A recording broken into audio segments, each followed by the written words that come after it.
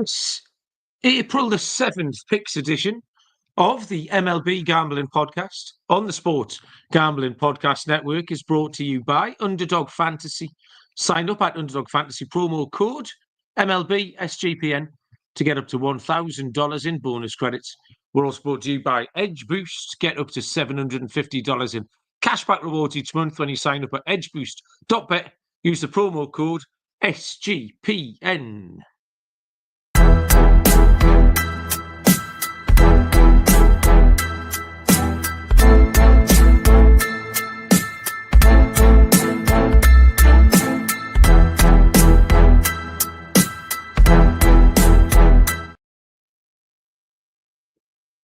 Welcome, everybody, to the MLB Gambling Podcast on the Sports Gambling Podcast Network. My name is Malcolm Bamford, coming to you from Newcastle upon Tyne in the northeast of England.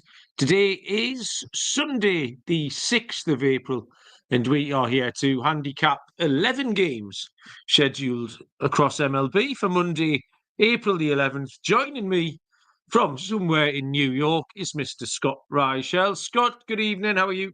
Yeah, doing pretty well. I can't complain. You know that there have been a couple of close games actually going on right now, so we'll see how those unfold as the show goes on. But overall, pretty fun, I'd say, Sunday card. Kind of a weird, I'd say, sports day for a lot of American fans because you have the college basketball championship game tomorrow and the semis were yesterday.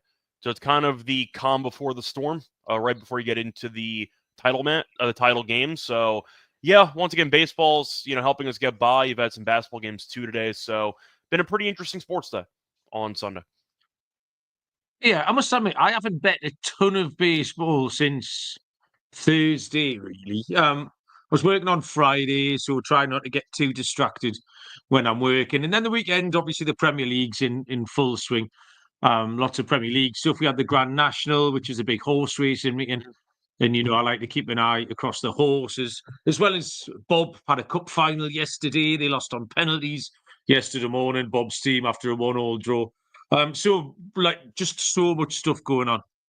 But every time I've looked at the games tonight, there's just been blown leads. Every new leaders every time. Lots of players, lots of teams have blown saves, and there's been fight backs and loads of high scoring games and tight games. So yeah, it has been fun. And looking forward to getting into another good week. Tonight seemed to be the sort of night you need to get into the box score. I'm watching, for example, the Padres and the Cubs. Yeah, it's tied at 7, but the Padres have got 7 runs on 12 hits, and the Cubs have got 7 runs on 5 hits. So not all 7-7 games are kind of made equal. The Dodgers-Phillies game was exactly the same early on. You could look at the box and think, oh, Phillies lineup, they've scored 6 runs here. But they didn't. Glasnow did his usual Tyler Glasnow thing of he got a little bit distracted by the mist and went walk, hit, walk. Then Castellanos hits a grand slam, and the Phillies have scored 6 runs on 4 hits and really didn't do much else the rest of the game. So it was definitely one of those days where baseball can make a fool of you, and you need to get yourself into the box score just to try and work out exactly what happened. It's not always as black and white as it looks.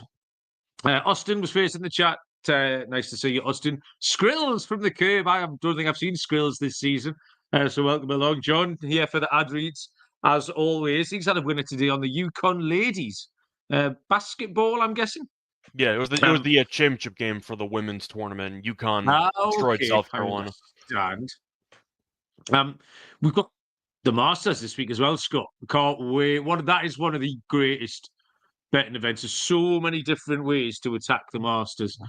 So I'm looking forward to building some DFS lineups and what have you. There is actually, totally coincidentally, there is a Splash Sports SGPN Masters contest here. 30 grand in prizes, $25 entry fee. Get in today at splashsports.com/SGPN. That's splashsports.com/SGPN.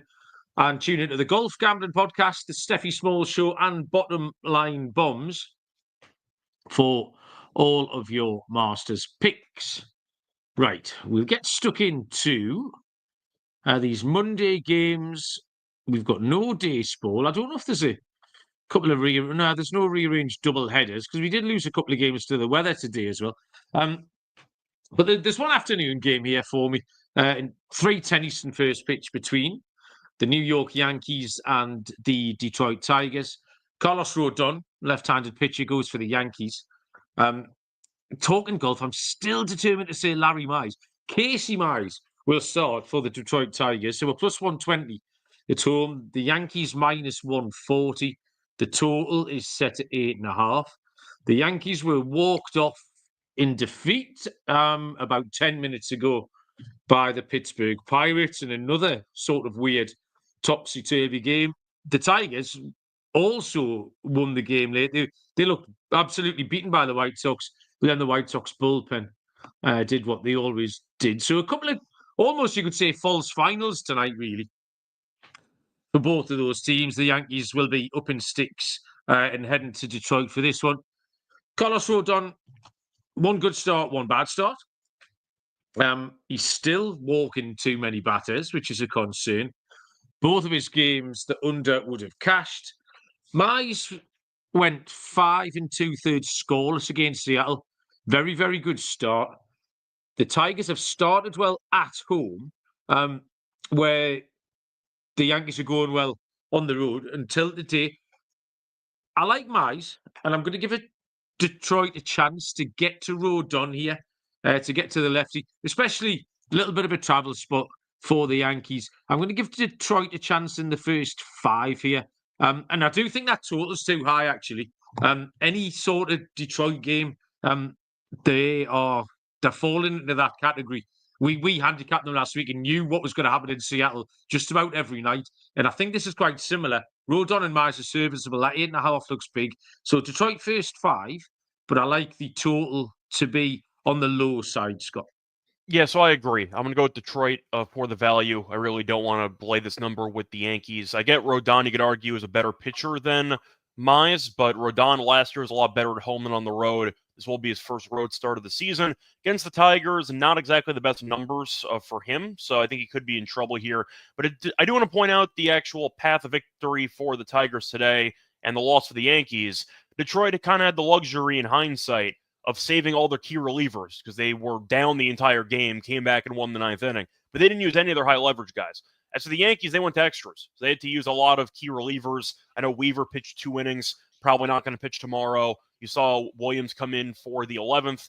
He ended up getting the loss. I don't know if he's going to pitch either tomorrow. So the Yankees did use a lot of key relievers they probably cannot reuse again on Monday. So I'll fade the Yankees with Rodon, who I'm not that sold on, especially on the road, with a compromised bullpen from what I saw today. So if you're going to be missing your key back-end relievers, I don't see a lot of value there. And Rodon, we know, can get into trouble as well. Give me the Tigers on the money line. I think it's a good price when you're looking at around plus 125. Feels pretty generous. I'll take the Tigers. Yeah, I agree with you. Michael's joined us. Michael likes what the Mets are doing so far. I did actually want to shout out Jason, who messaged myself and Lonte after our show last Thursday. Jason picked a load of winners from that show. I didn't think we did that well, so I don't know if Jason managed to pick the winners like from our. He said he picked them from our show, but he must have been pretty circumspect in that because I didn't remember it being stellar. But that's a skill in itself, Jason. So if you managed to pick the ones you liked and ignore the ones you didn't, let me know how you do it. So I was pleased somebody made some money, anyways. Maybe myself and Lonte did a little bit better than we thought. Early evening is 6:40 Eastern first pitch. The St. Louis Cardinals at the Pittsburgh Pirates. Left-handed pitcher Matthew Liberatore will go for St. Louis. Pittsburgh only just announced that Carmen Mlodzinski will take the ball tomorrow. Cardinals are short favourites, minus 125. Pittsburgh plus 105. The total, Scott, is 8.5. I don't know too much about Mlodzinski. Like I say, it was only just announced a couple of hours ago with that Pittsburgh game still going on. Do you know much about him? How do you think he can go tomorrow? I feel like it's a weird spot for the Cardinals in general because they do have the doubleheader going on. So they're going to play the late game as well. They ended up losing the first game to the Red Sox. Pretty close game. They play again at 7 o'clock.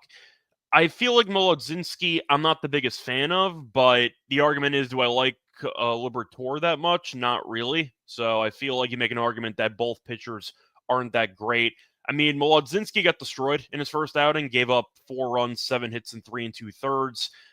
I think I'll go with the over in this matchup. It's not really a strong opinion. I want to make a case for Pittsburgh because I want to fade the team that had a doubleheader on Sunday, burning the entire bullpen. But Molodzinski, I really don't think is that good. So I'm just going to go for runs here. I feel like the Pirates were fine offensively against the Yankees throughout the entire weekend. I believe they scored 4+ runs in every game. The problem was they couldn't pitch. And they were able to win the game on Sunday by scoring 5. Cardinals, though, did not look good against the Red Sox. We'll see how they do in the late game on Sunday. But with two bullpens that should be pretty spent because the Pirates went to 11 innings against the Yankees on Sunday with no day off, you might have to go distance with, once again, these two questionable starters here. I'll go with the over in this one. I want to make a case for Pittsburgh, but I really just don't trust Molodzinski at all. So I'll go with the over instead. Yeah, I think the baseball wisdom, I'm going to bow down to this perceived baseball wisdom here. Austin's pointed out the thing you mentioned, the doubleheader, the travel spot. And even then, they're not very good to start with. They've blown a lead in that first game. Another team that looked like they had it wrapped up and then didn't, lost in 10 innings there tonight. I'm not hugely keen on St. Louis anyway. Pittsburgh already, as we speak, have their feet up and a little confidence booster in getting that extra innings win tonight. I mean, St. Louis look more capable of winning baseball games than Pittsburgh. Pittsburgh haven't really impressed me. They're not scoring enough runs to beat anybody consistently. But this spot tomorrow does just scream, right, I'll give them a chance because they are going to win some games. And this looks like one they can get. So I'll take Pittsburgh at plus 105.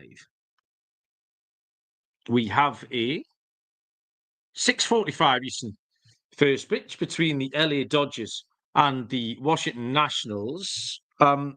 Dustin May will start for the Dodgers. Left-handed pitcher Mackenzie Gore goes for the Washington Nationals here. Dodgers are minus 150, Nationals plus 130, and the total here is set at 8. I'm torn here because I keep taking Gore, and then I keep thinking I've been a little bit unlucky. But then it's kind of folly to not want to back the Dodgers here at minus 150. We liked them behind Dustin May last week against the Braves at minus 122. Now I get minus 150 is a slightly shorter price. But it goes pitched well twice. I mean, that 13 strikeout effort first time up against the Phillies was ridiculous. He was then all right against Toronto. And Washington still didn't get over the line here. The Nationals have had a tricky start. I think there's better days ahead for the Nationals. They played the Phillies. They played the D-backs, I think it was. Yeah. And then they get the Dodgers. They could do with just a slight ease in the level of opposition that they're playing. But May pitched well last week. Interesting to see how he goes on the road in this spot.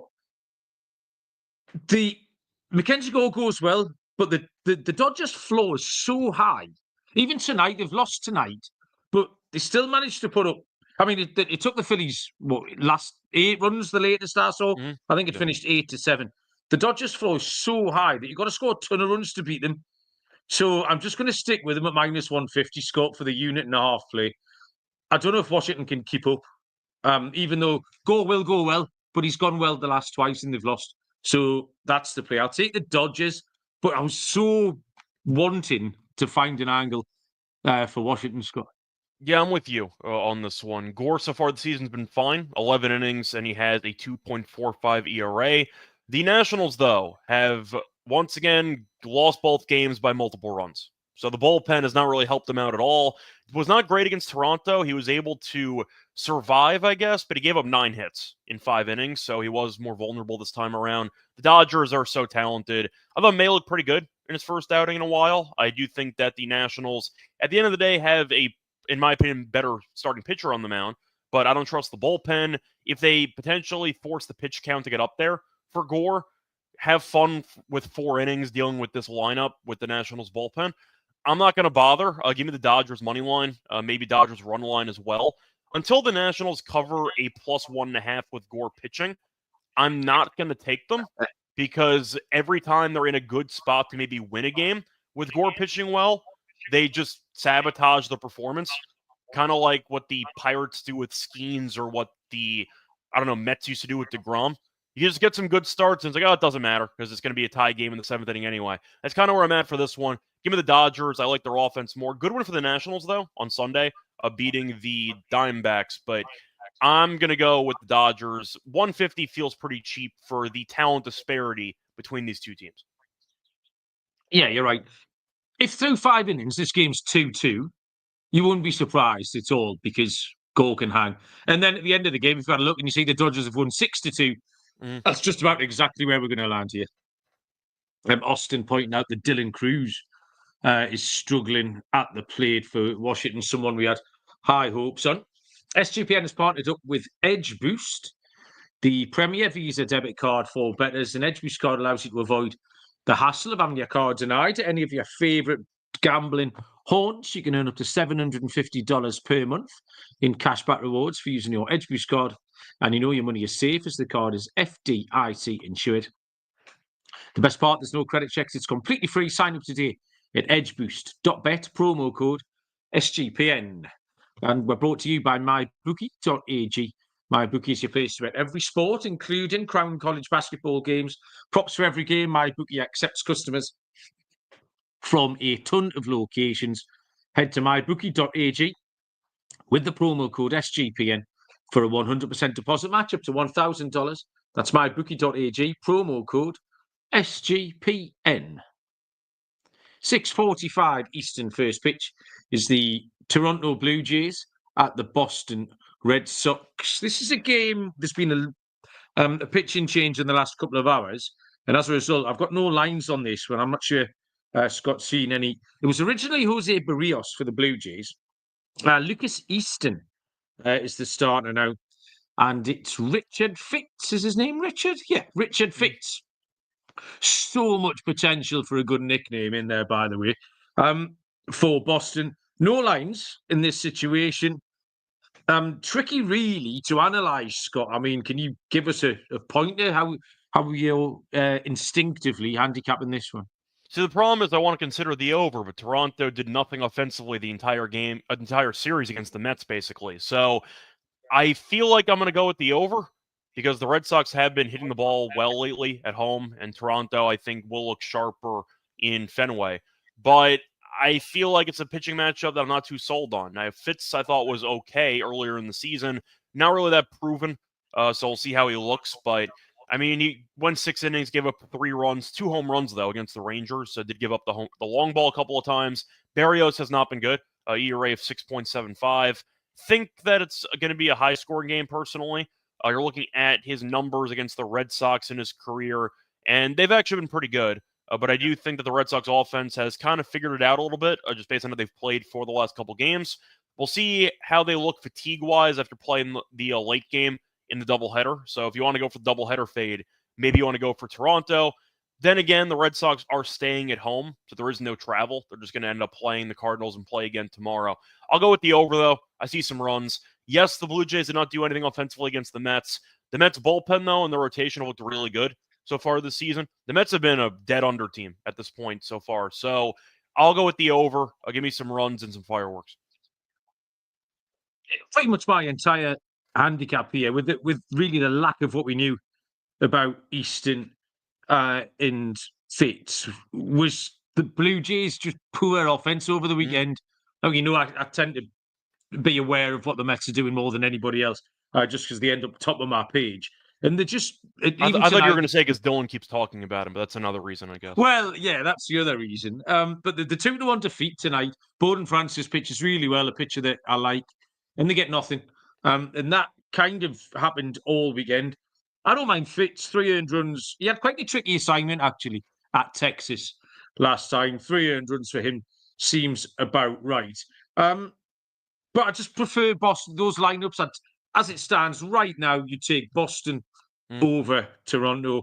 And with not too much to split the pitches, I'd take the Red Sox. I'm happy to not be too worried about that double header that you mentioned, but also no line, so we're not forced into making a definitive pick there.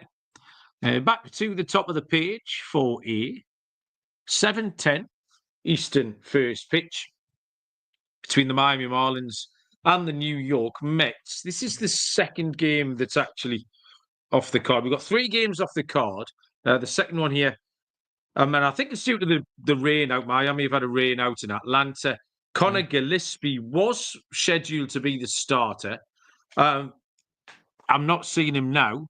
Sandy Alcantara was also listed at one point, but has gone on paternity. So several moving parts here for the Marlins pitching staff.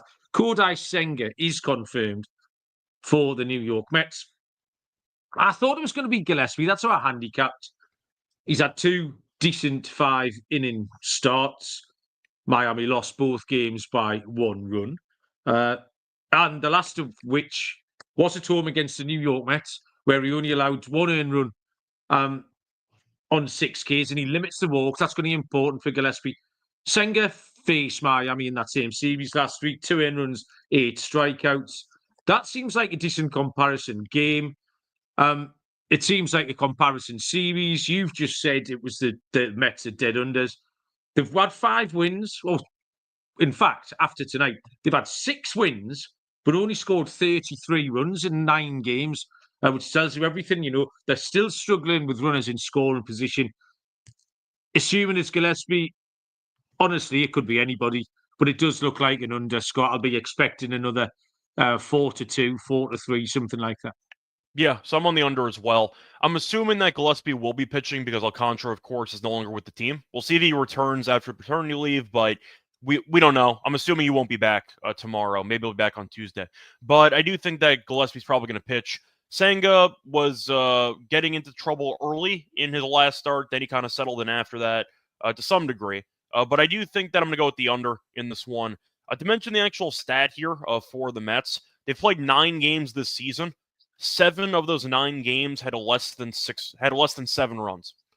So they had 2 somewhat high-scoring games against the Marlins, 10-4. They destroyed Quantrill, and they won 6-5 against the Marlins.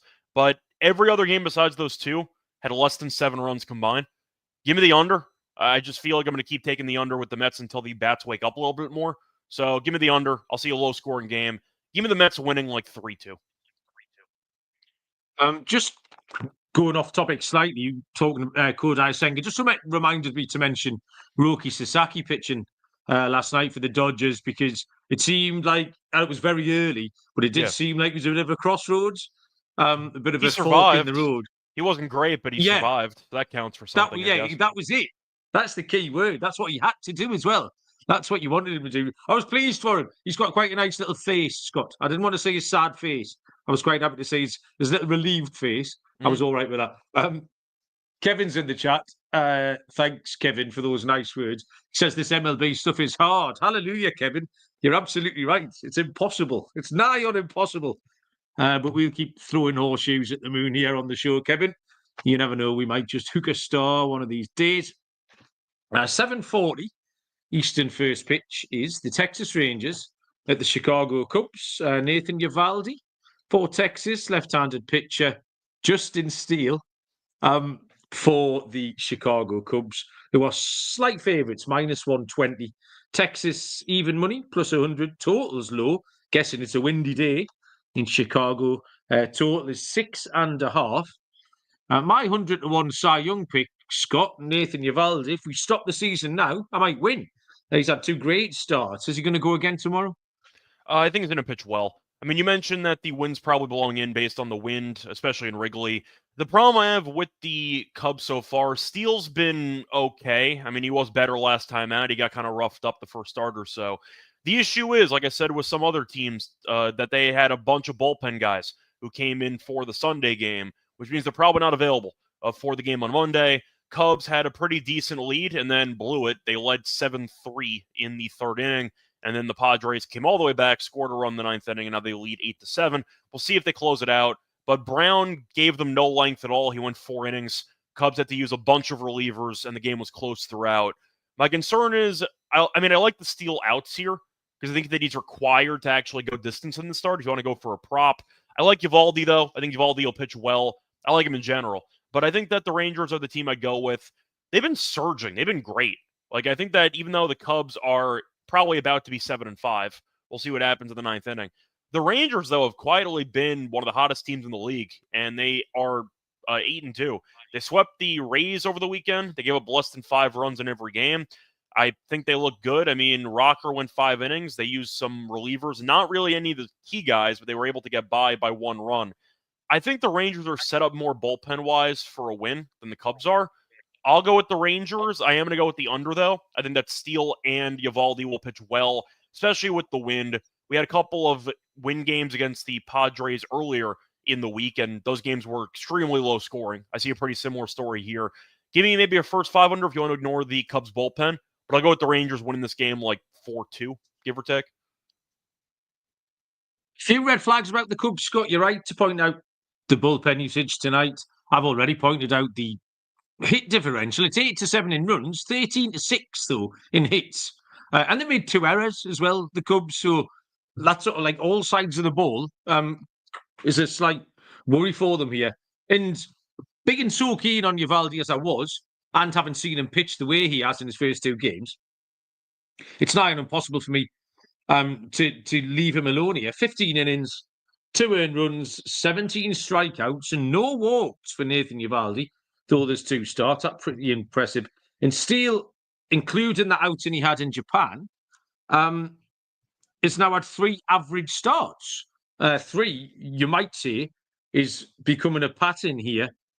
Texas was 7-2 with a run differential of -2.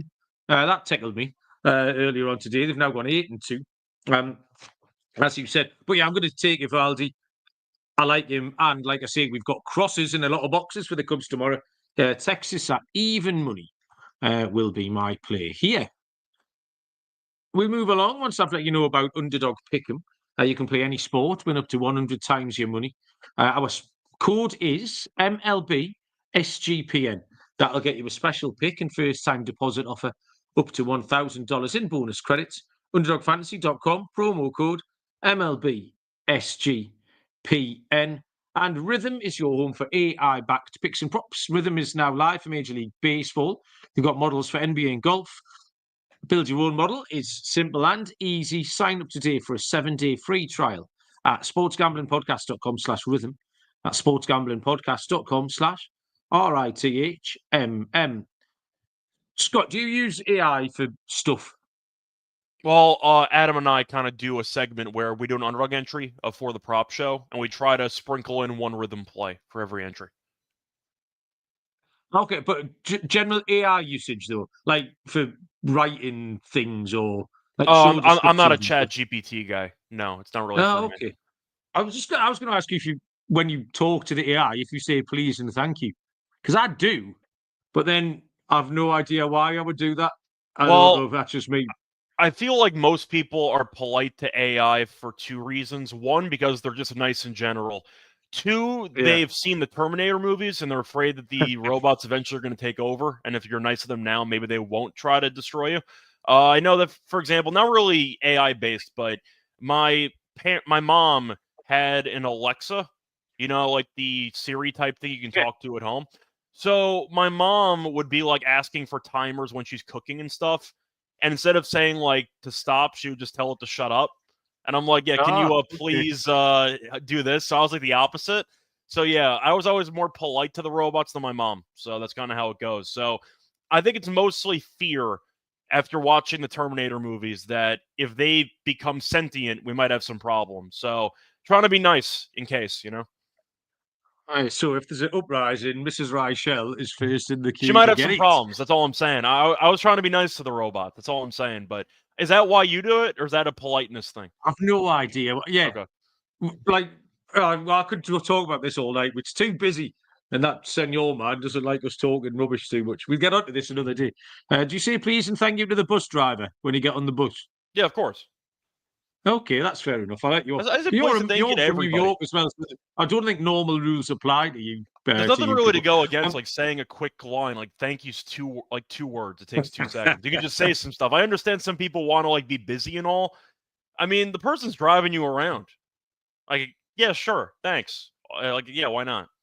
How's it going? Like, yeah, I say thank you and hi to like almost everybody. Oh, you see, that's nice, Scott. I like that. You'll fit in. You'll fit in over here. CD player has joined us. CD wants a parlay, Scott. That's your job. I'm going to read the next game out. You can find CD a parlay. We'll see if we can. We'll cobble together one at the end. We'll see if we can get a double figure parlay or something going for CD. But no idea where we're up to on this card now with all that small talk. That's the beauty of 7:40 being the is the first. host. You can make it up. So whichever game you want to Yeah, talk about. I will do. Minnesota Twins at the Kansas City Royals. We have Simeon Woods Richardson. I am not doing the joke. Who will go for the Minnesota Twins? Michael Lorenzen starts for Kansas City. -120 the Royals. The Twins are +100. I haven't seen a total on that one. Those lines been up all day with no total. Oh, I guess I have. I'm talking bollocks. It is 8.5 is the total. Simeon Woods Richardson went 4 innings against the White Sox, and that start really left more questions than answers. And if you look through his game log, it's been a very long time since he consistently pitched well. Like the start of last season, he was all right up until about May. And then after that, there's been not much to recommend him, really. Lorenzen struck out 7 against the Brewers last week. He also walked 3 and gave up 3 earned runs. Neither team have scored many runs tonight. Actually, the Twins got on the board a few times against the Astros. I've got no confidence in either lineup, but I think Lorenzen might be more trustworthy. Kansas City been a little bit better, actually. I'm going to take a Minnesota team total under, which is not something we often do. But I think Lorenzen will be okay. He has settled in at home. Team total under for the Twins. Lorenzen can pitch well, Scott. Yeah, so right now the Twins are in extras. They're tied 7-7. Actually down 8-7 now in the 10th inning. But they also used a lot of relievers because Paddock went no distance. He ended up going 4 innings there. They used 1, 2, 3, 4, 5, 6. They used 7 relievers. We'll see if they use 8 because once again, they still have to pitch in. Actually, no, because in theory, it could go to the 11th. We'll see how many pitchers they end up using for this one. But I'll go with the Woods Richardson outs. I know that he has not been that great, but they need him to go distance. They don't really have a choice. Lorenzen, I think, is okay. He does walk some guys. The Twins had a decent series, though, offensively against the Astros. We'll see if they win the series or not, but they got to Arrighetti. They were able to win yesterday. So they are on a slightly better form offensively over the last 2 days. So maybe I'm considering the over. Maybe if I want to make a case for Woods Richardson win to go for a decent plus money price. If he goes 5, maybe Minnesota jumps Lorenzen and get a decent lead here. The Royals this season have been okay. I feel like they've been like every other team in the AL Central. You look at them and go, all right, sure, whatever, I guess. Like, you've not really been impressed by any of these teams. But I'll go with Woods Richardson. Oh, I think should go distance here because they kind of need him to. So I'll go with the, once again, maybe win for Woods Richardson. I'll go with the Twins, but I'll try to maximize the plus money. So give me Woods Richardson money line, or Woods Richardson to record the win in this game. Okay, that's an interesting one. I think just looking at that game, I've put that game on the telly now. This Twins game. I think if you were live betting tonight in MLB, it'd been absolute chaos. You could have either gone really poor very quickly, or you could be sitting on a gold mine because every game's flipped late on here. 9:40 Eastern first pitch is the Baltimore Orioles at the Arizona Diamondbacks. Decent looking pitching matchup here. Zach Eflin for Baltimore will take on Zach Gallen for Arizona. -125 the D-backs, +105 the Orioles. The total, Scott, is 8.5. Yeah, I find this game a bit tricky because I don't think I've been right about Gallen in a year and a half. So I'll see how he looks in this one. Eflin, though, he's been fine this season. The issue, though, for Eflin is always the same, which is the fact that he gives up a ton of contact. So the question is, if Eflin ends up getting into some trouble, you wouldn't be surprised. And Arizona has a very good lineup. They lost today, but they did generate some runs against the Nationals. They had 2 triples today. I saw Thomas and Carroll both had triples, which is kind of rare. You get 2 in the same game by one team. But I think I'm going to fade Eflin in the spot. I just have too many concerns about the contact.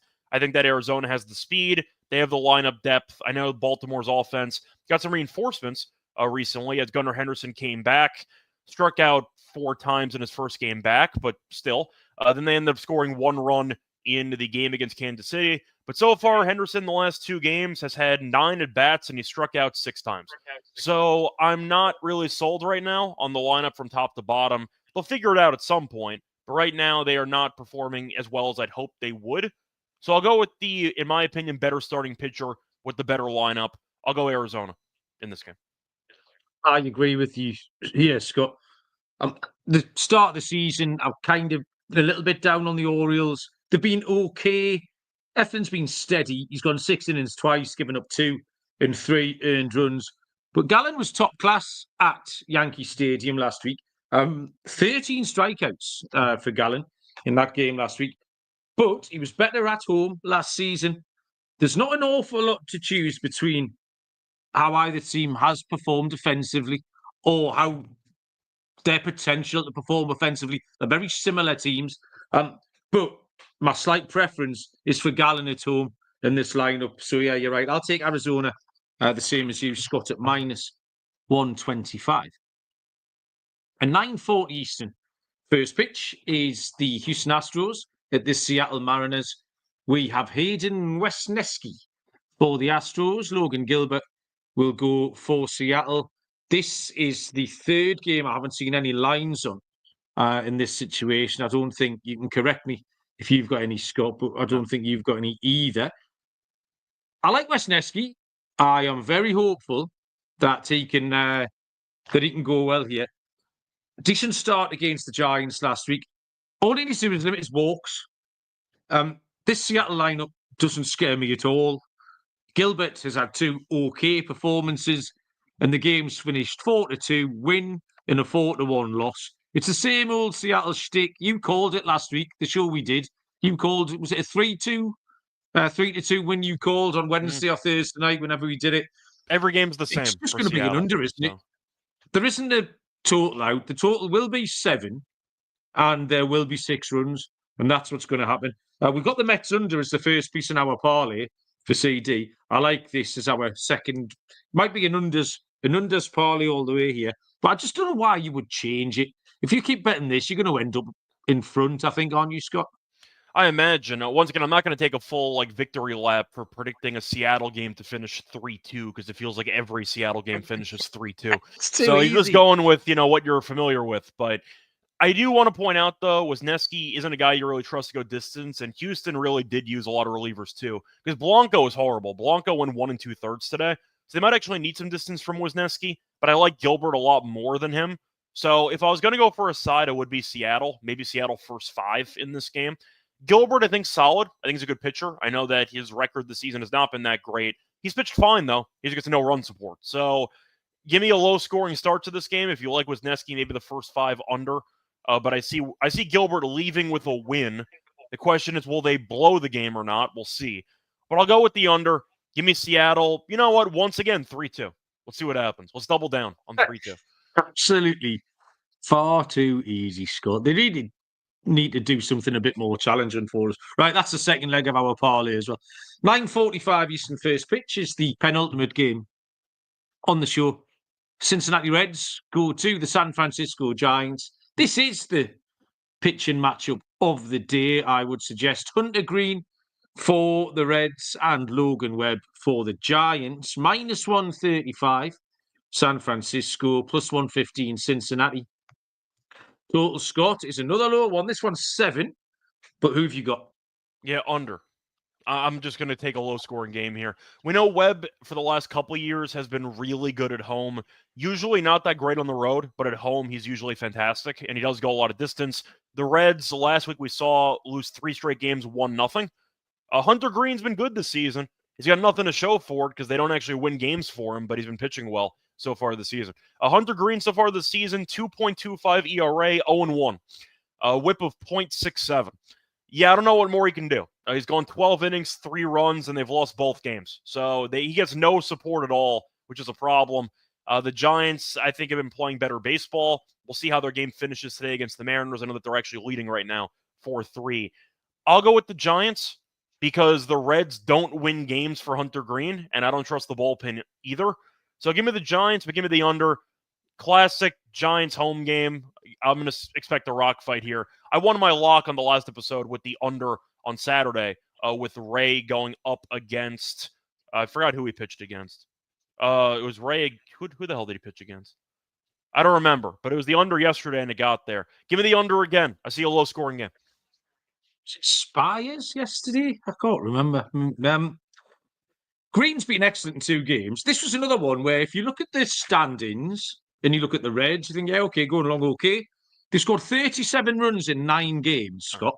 It was Bryce Miller, by the way.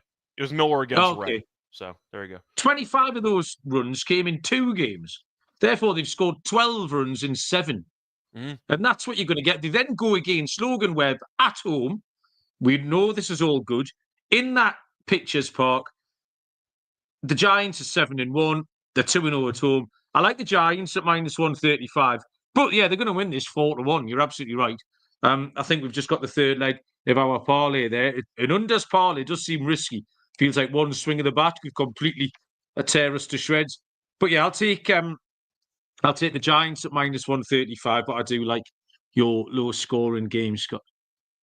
The final game here is a 10:05 Eastern first pitch. They've changed from the Cowboy time. It's San Diego Padres at the Athletics. Michael King goes for San Diego, and Luis Severino gets a start for the A's, who are +115 home underdogs, -135 the Padres. Total here is set at 8.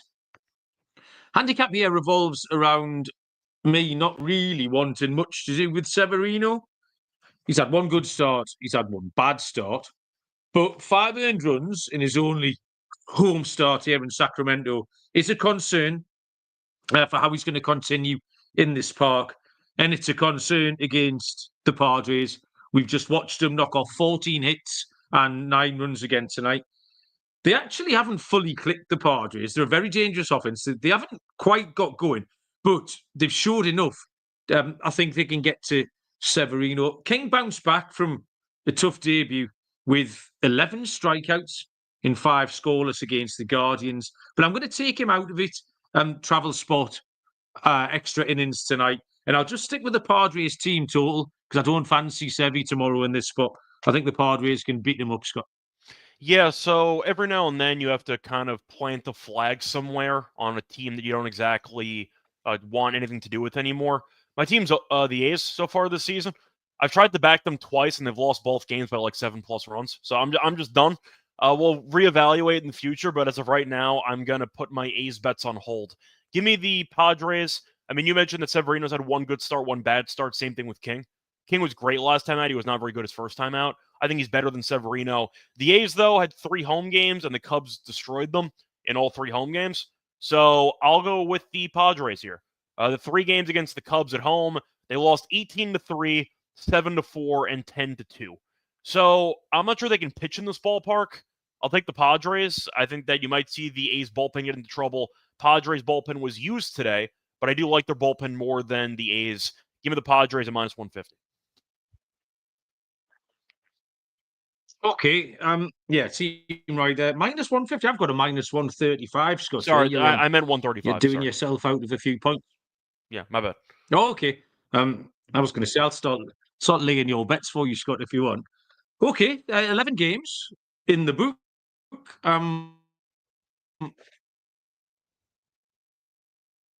We wanted a parlay.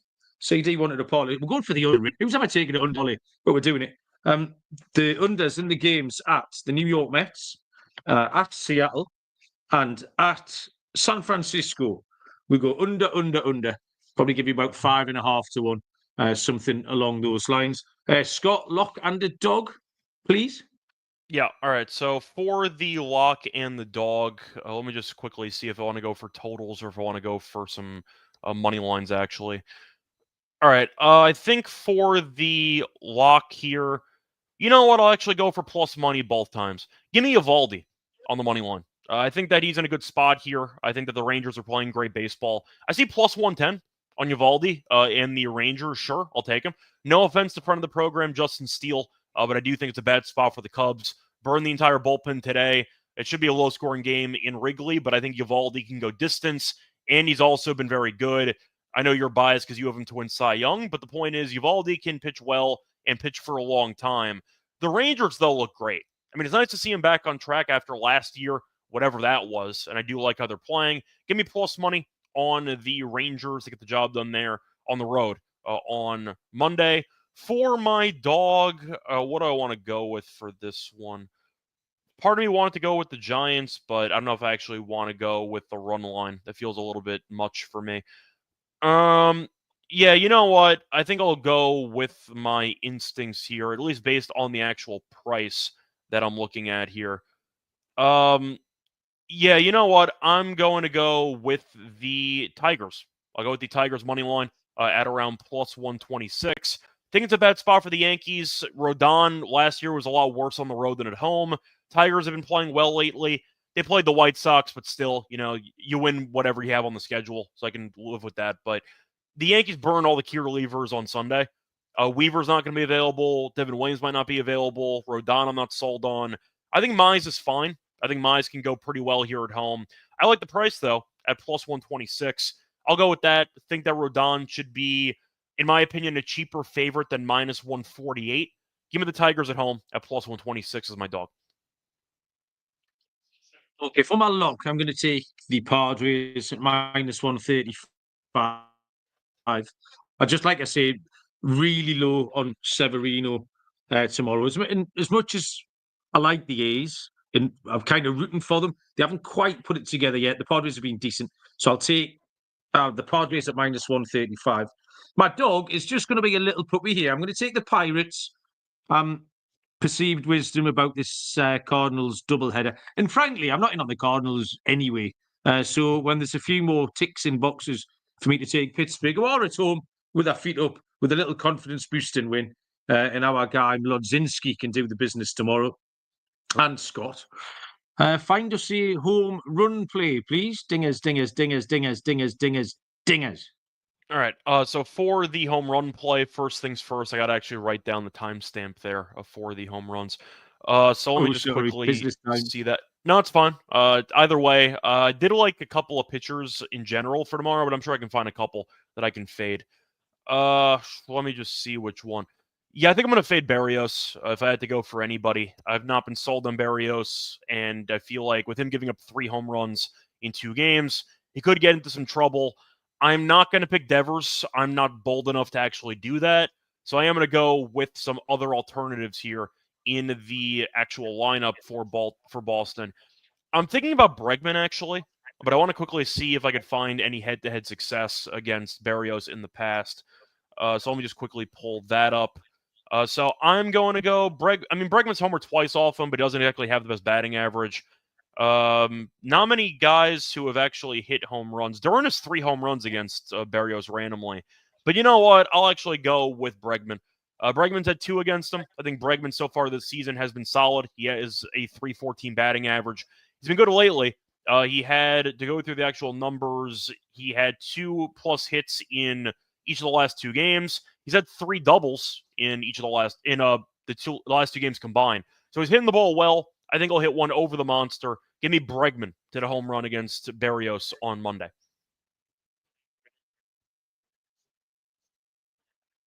Okay, I like that. Thank you. Michael's given us Wyatt Langford to go yard for Texas. As much as I don't want to put all my eggs in one basket, I'm going to, and I'm going to go back to the Padres, and I just need to decide between Tatis, Machado, and Xander Bogaerts. And whichever one it is, I'm going to get the wrong one. Let's go down the middle. We'll take Manny Machado tomorrow off Severino in the Little League Park in Sacramento. So I'll take Manny Machado as my home run prop. Scott, we did it. Is there anything else you want to tell the people about before we let them go? Not really. Just a reminder that we are having the prop show tomorrow morning. So if you do want some props for the Monday card, Adam and I do prop shows on Monday, Wednesday, and Friday. We'll have the usual show at 5 p.m. tomorrow as well, Eastern Time. But I got nothing else to add. I know you're busy with the horses and with the soccer, and now you have Masters stuff coming up. So you've been pretty busy. Hasn't the props show gone 12-1 with the last 13 picks, Scott, or have I imagined that? It's either 12-1 or it is 11-2, but it's been really good, so can't complain. It's not to be sniffed at, mate. Yeah, the Premier League show starts in 5 minutes. If you want to go and if you want to come across and listen, go to youtube.com, Premier League Gambling Podcast. So yeah, thanks everyone. The chat was fun tonight. I enjoyed it. Always enjoy Michael and John. It was nice to have CD along as well. And Austin was first in. Skrills, get back to the curb. All week we're here again. Looking forward to it a lot. Let's have some winners. We can watch the golf and the baseball simulcast next week and make a fortune. Thank you very much, Scott. I'll speak to you later in the week. Good luck, everybody, with all your bets, and we will see you all down the road. Cheers.